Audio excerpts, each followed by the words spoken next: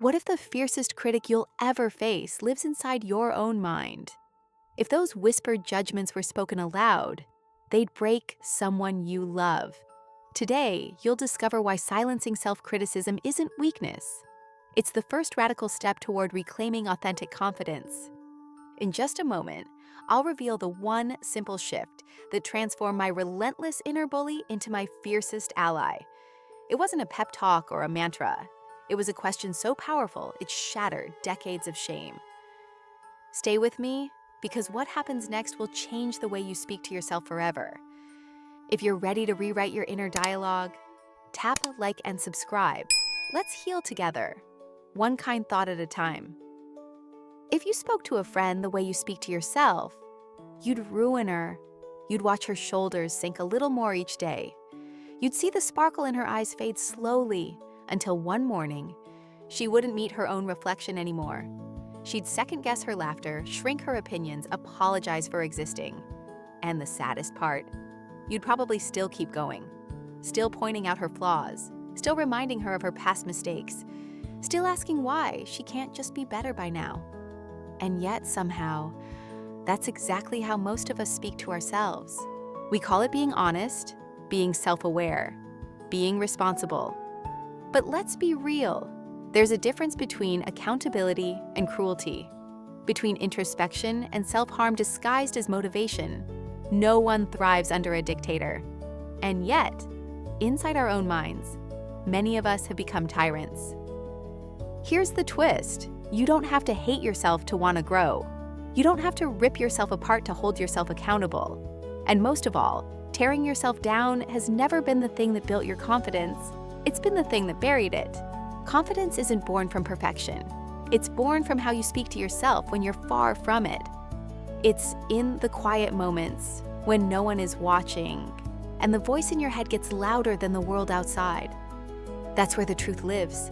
That's where your sense of worth is either nurtured or neglected. So let me ask you something. If the version of you that lives in your mind, that voice, that running monologue, were a person sitting next to you right now, would you trust her? Would you confide in her? Would you believe she's rooting for you?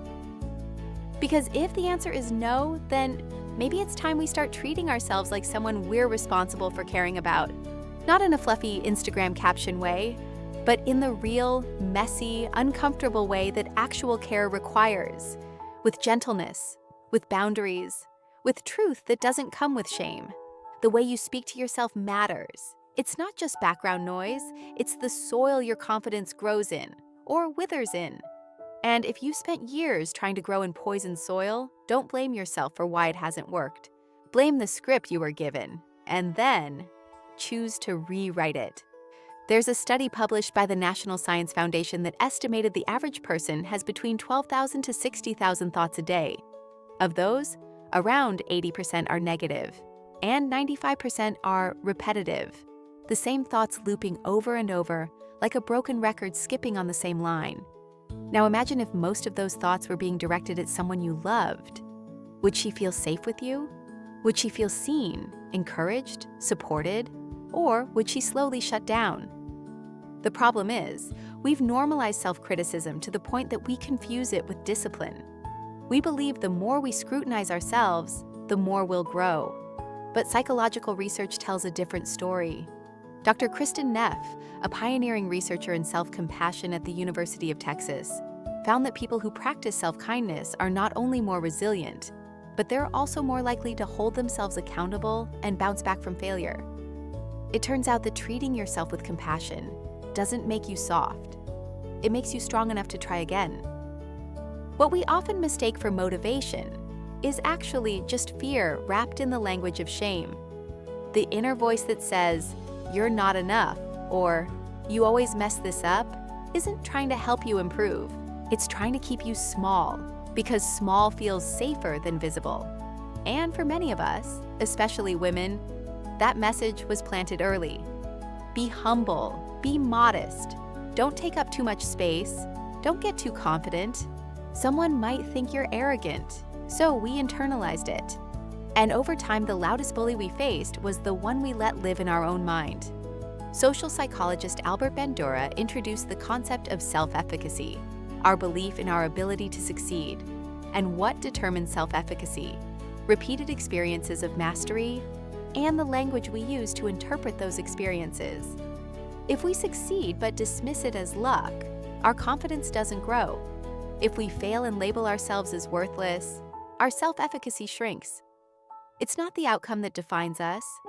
It's the story we tell ourselves about what that outcome means. The real damage of negative self-talk isn't just emotional, it's behavioral. It changes what we believe we're allowed to try.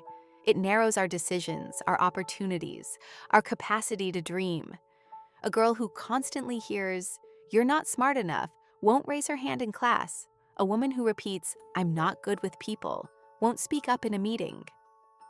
And eventually, that voice becomes a prophecy. We don't just fear failure, we become afraid of trying.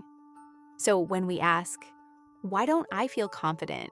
maybe the better question is, what kind of voice have I been listening to all these years?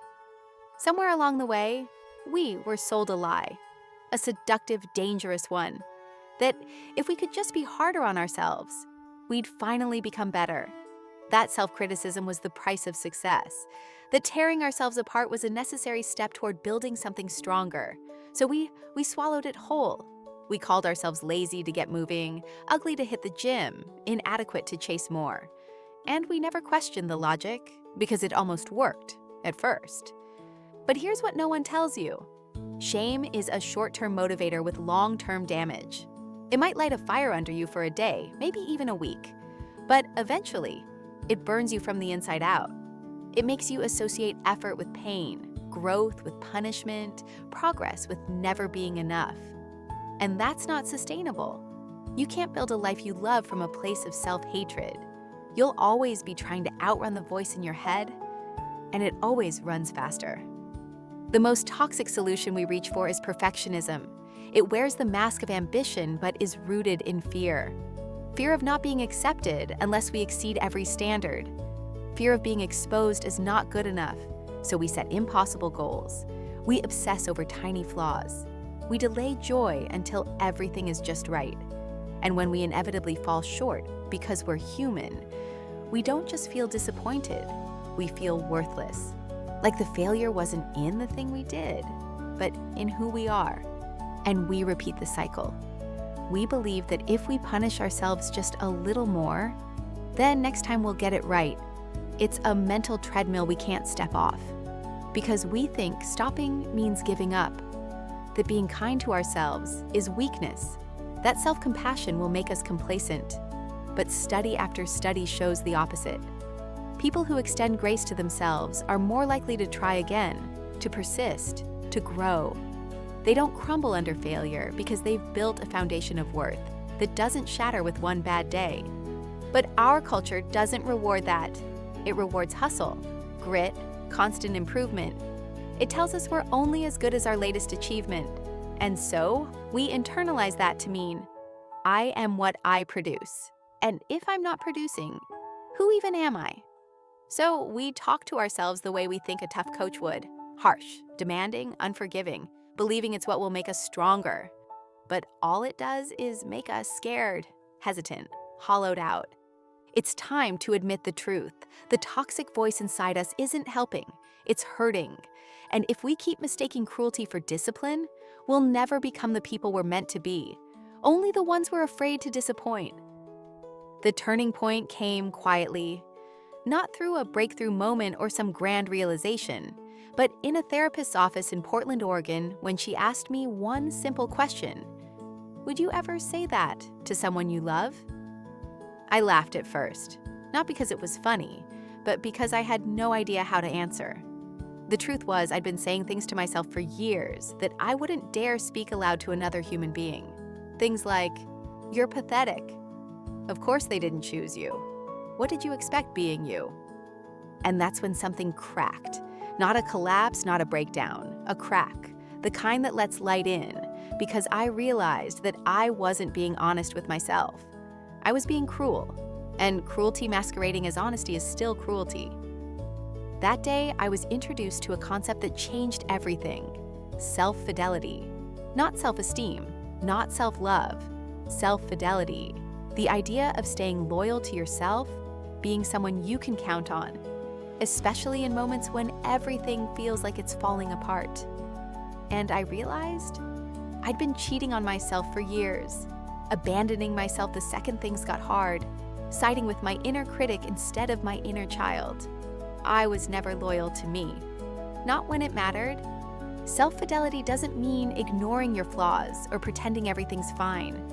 It means being committed to yourself the way you would be to a friend, a partner, a child. It means protecting your inner world from narratives that don't serve you. It means showing up, even when you're messy, even when you're scared, especially when you failed. You start asking different questions.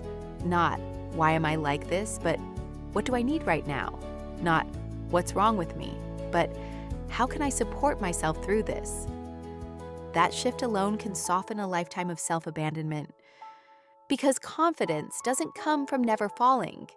It comes from trusting that when you do, you'll be the one to help yourself up, not kick yourself while you're down. And when you begin living from that place, you start noticing things. The tone of your inner voice, the way your body responds when you're gentle versus when you're harsh. You see how much calmer you become when you treat yourself as someone you don't want to lose. And that loyalty, that quiet, steady faith in yourself, that's what changes you. Not overnight, not perfectly, but completely. It's not about becoming someone new.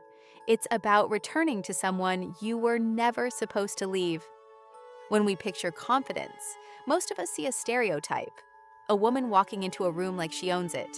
Perfect posture, flawless skin, sharp clothes, voice steady, eyes forward.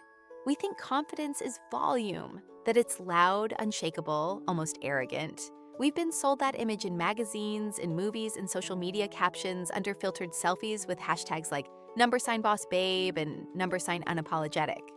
And somewhere along the way, we decided that if we didn't look like that, if we had doubts, if we stuttered, if we hesitated, then we must not be confident.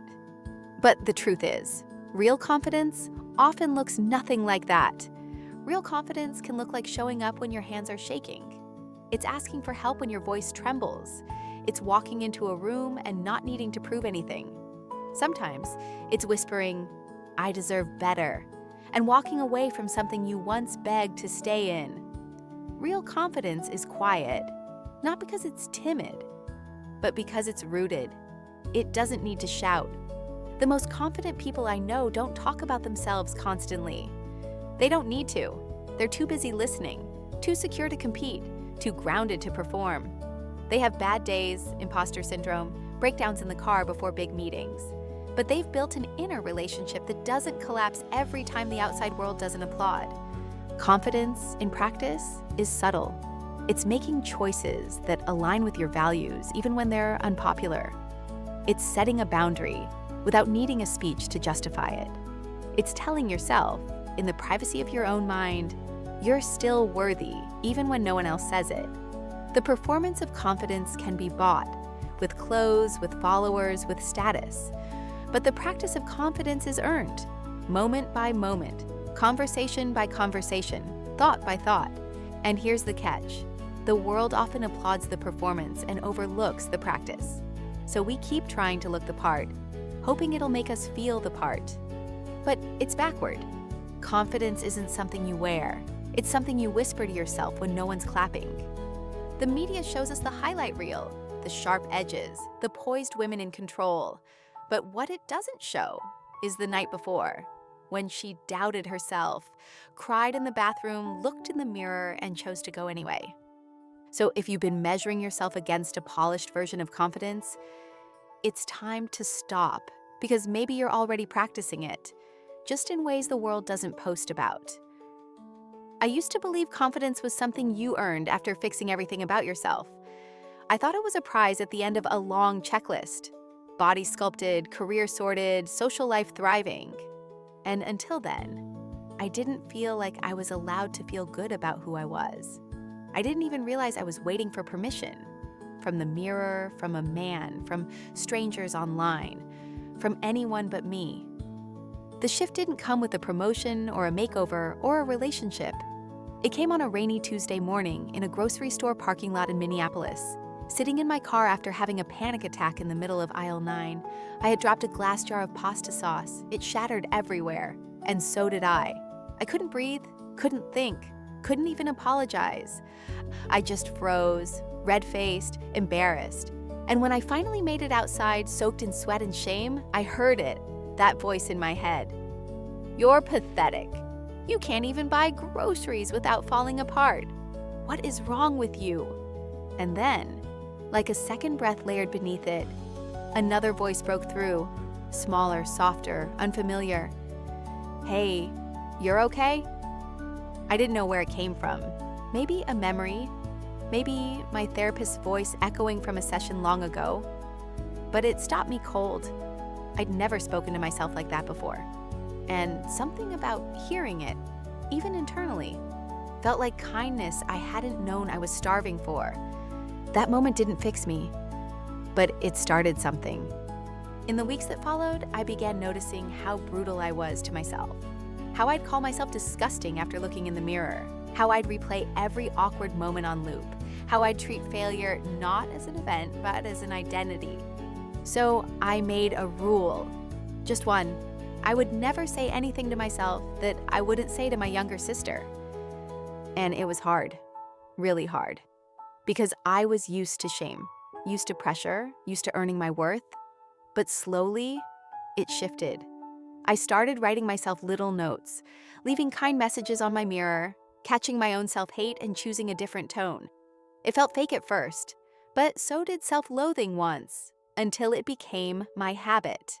Now, years later, I still have moments of doubt. I still feel small sometimes, but I don't abandon myself anymore. And that changed everything. Confidence didn't come from doing more. It came from leaving the war with myself behind. The core idea that transformed everything for me was this: your inner voice is not your truth. It's your training. And what's been trained can be retrained. The way you speak to yourself is not a fixed identity. It's a pattern. And like all patterns, it can be disrupted, rewired, rewritten. That voice in your head didn't come out of nowhere.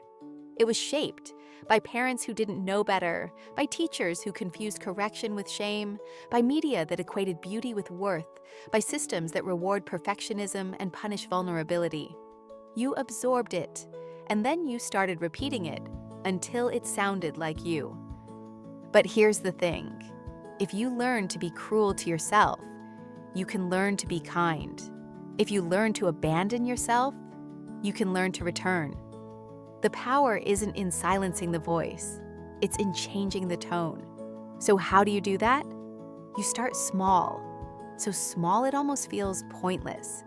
When the voice says, "You're a mess," you respond, "I'm learning." When it says, "You'll never get this right," you say, "I'm trying," and that counts. You don't need a full rewrite overnight.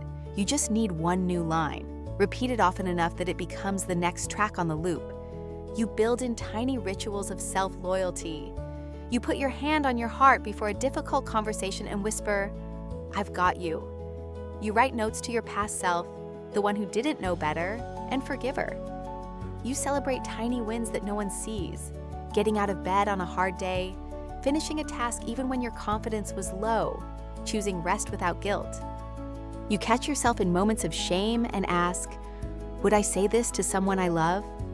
And if the answer is no, you don't say it to yourself either.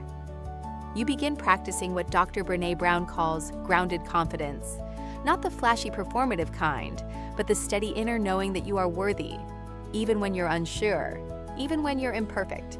And over time, something remarkable happens. Your brain begins to trust your voice again. Your nervous system softens, the panic quiets. You stop living in survival mode, waiting for the next internal attack. And you begin to feel safe, not because life gets easier, but because you finally stop being your own worst enemy. This is the work, not glamorous, not always visible, but holy. Self-fidelity isn't an act of indulgence. It's an act of defiance in a world that profits off your self-doubt. And the most radical thing you can do sometimes is believe you are already enough to be spoken to with kindness. What's one thing you say to yourself that you'd never say to a friend? Share it in the comments. Let's rewrite those scripts together. There's a moment when you know exactly what you should do. Apply for that promotion, ask for that raise, speak up in the meeting, and yet your body freezes. Your stomach coils into knots, your throat tightens, and you feel as though you're trying to shout underwater. That's the universal obstacle we all face, the gap between knowing and doing, between what we want and what our fear will allow. It isn't lack of willpower or talent. It's the internal alarm system wired to keep us small. That alarm was set long ago. As children, we learned to read the room. If we shone too bright, we'd be told to tone it down. If we spoke too loudly, we'd be asked to sit still. Those lessons built neural pathways that light up whenever we try to stand taller than we're allowed. And our inner critic, in its misguided love, rings the alarm bell every time we reach for something new, because it thinks it's protecting us from rejection, from embarrassment, from failure. So even after we embrace self-fidelity, even after we practice new phrases in our head, the obstacle can still be physical. Our heartbeat accelerates, our palms sweat. We talk ourselves out of it, rehearsing not today, until that excuse feels as real as any truth. We tell ourselves we're not ready, we need more time, more training, always more, until the window of opportunity closes, and we realize we've been waiting for someone else's permission all along. And here's what makes it trickiest. The harder we try to push through that barrier, the more it pushes back. We'll power through a task only to crash afterward in an exhaustion so deep it feels like shame. We'll declare our intentions boldly, then hide from follow-through. We'll post about our dreams on social media, then disappear from our own lives when it's time to take the next step. Because the internal resistance doesn't care about our goals. It cares about survival. And the safest place, it whispers, is down here, in the small dark corner where it can control us. Overcoming that obstacle doesn't come from sheer willpower. It comes from understanding the fear's language, from befriending the part of us that screams stop. When you learn to listen, to ask, what is this fear really protecting me from? You begin to disarm it. You begin to see that most of what you dread never happens, that embarrassment can be survived, that failure, when met with self-compassion, becomes a lesson, not a verdict. It's in those moments of choice, when your body wants to retreat and your mind wants to push forward, that you practice self-fidelity in action. You place your hand over your heart and whisper, "I've got you," and you step anyway. And each step, however small, chips away at that barrier until it no longer towers over you. There's a moment when you find yourself shrinking in front of someone you care about, your partner, your closest friend, because you're convinced your doubts are contagious. You stay silent when you ache for support, afraid that if you speak your fear, you'll become too heavy to hold. You laugh off compliments instead of letting them land softly in your chest, convinced you're unworthy of praise. And with every withheld word, every forced smile, you build a wall that keeps you both safe and painfully distant. Negative self-talk doesn't stay locked in your mind. It leaks into every conversation, every shared silence. When your inner critic whispers, "You don't deserve their time," you carve out emotional space between you and the people who love you most. You cancel plans because you're convinced you'll bore them. You dismiss invitations to be vulnerable because you fear they'll see through your facade. And in doing so, you teach them to treat you the way you've come to treat yourself, cautiously, as if you might break at any moment. But imagine if you spoke to yourself like a friend. If, at the first trembling of your heart, you offered yourself the same gentleness you would to someone who trusted you with their secrets. Imagine telling yourself, your feelings matter, your pain deserves to be heard, and then carrying that into every relationship. You'd show up more fully, you'd ask for what you need without apology, you'd accept kindness without deflecting it. You'd let someone in, not out of obligation, but out of genuine curiosity about what you both might discover together. This shift ripples outward. When you believe you're worthy of love, even on your worst days, You allow others to love you more completely. You stop testing loyalty with self-sabotage. You stop hiding the messy parts of yourself and realize that sharing those parts is the lifeline of intimacy. You build trust, not by articulating a perfect version of yourself, but by inviting someone into your imperfections and showing them you won't recoil in shame. And the paradox is beautiful. The moment you speak to yourself with kindness, you speak to your relationships with authenticity. You break down the wall brick by brick with honest confession and brave vulnerability. You discover that the soil of connection thrives not on polished confidence, but on raw honesty and compassionate presence. In that space, where you treat yourself like someone you cherish, you learn how to treat everyone else the same way. And that's when relationship alchemy happens. Two imperfect souls, unafraid to be seen, transforming fear into the deepest kind of belonging. There's no magic in this work, only the simple, courageous choices you make every day. So here's your invitation. Start small and start now. Tomorrow morning, before you check your phone, place both hands on your heart and whisper to yourself, "I'm here and I matter." When you catch that familiar critic rising up, doubting your worth, mocking your dreams, pause. Take 3 slow breaths and say, "Thank you for trying to protect me, but I've got this." Let that be your anthem in the pit of your gut when fear strikes. Next time you hesitate before speaking up, whether in a meeting, a text thread, or with someone you love, notice the sensation in your body. Ask yourself, is this fear or truth? Then choose to move anyway. You don't need to be perfect or have all the words. You just need to be real. Practice one sentence of honesty.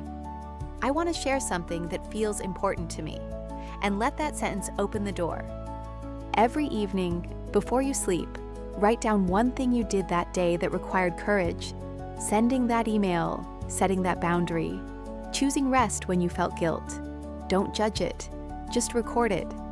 Watch how your list grows and how your definition of bravery expands beyond grand gestures to the quiet acts of self-loyalty.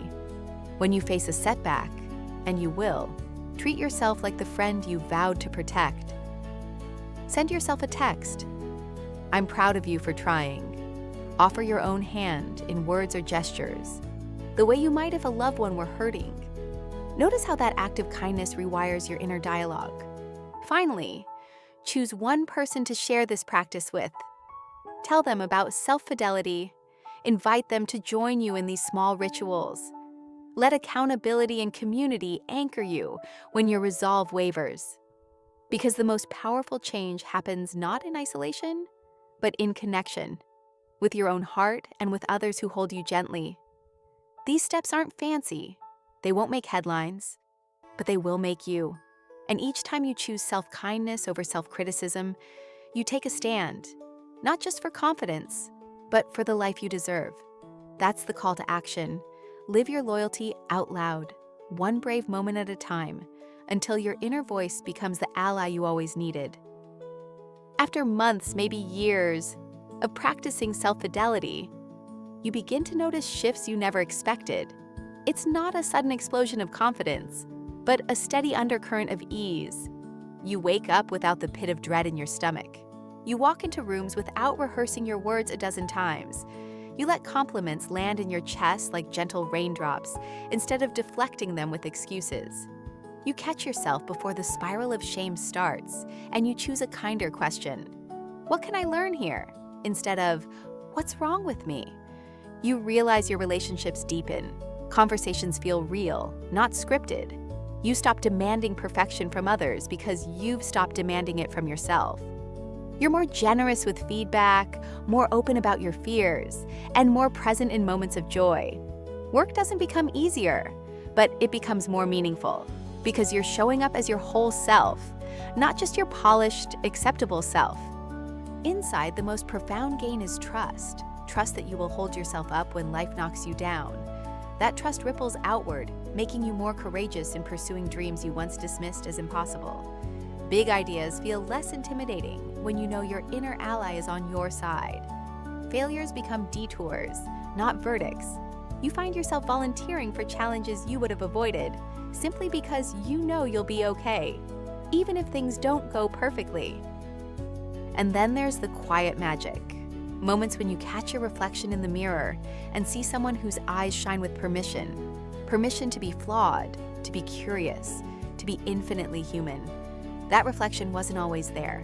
It was hidden under layers of criticism, but now it's free to smile back at you. Here's where it gets interesting. The concept that ties this journey together, self-fidelity, is just the starting point. Behind it lies an even deeper insight, one that reframes not only how you speak to yourself, but how you navigate every relationship, every risk, every dream. It's the realization that the voice you choose shapes the world around you, not just your inner life. And if you thought self-fidelity was transformative, wait until you discover what happens when you learn to listen to that voice as a true compass, guiding you toward a life you never dared imagine.